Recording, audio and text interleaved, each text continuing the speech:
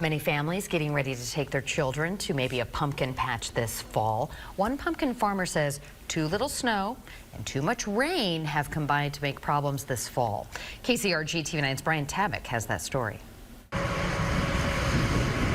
With a bounce pad, corn box, and playground equipment, Dean Colony, owner of Colony Acres Pumpkin Patch, is bringing back all of the fan favorites this year.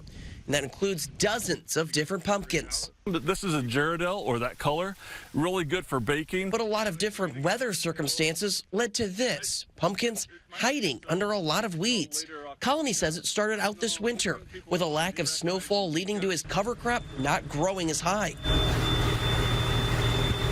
But when he got into his tractor this spring to roll the cover crop down, then came the rain. We planted the weekend after Memorial Day weekend this year, which is a week later. The lack of good cover crop mixed with a wet early summer is what Colony says led to this, pumpkins peeking through overgrown weeds. You don't like your feet in the mud, neither does a pumpkin. It can create a soft bottom to it. They can start rotting a little bit earlier, premature, and then it just brings in a host of weeds. The good news is that Colony says all the pumpkins grew to the right size, and people are still able to come here and pick their own.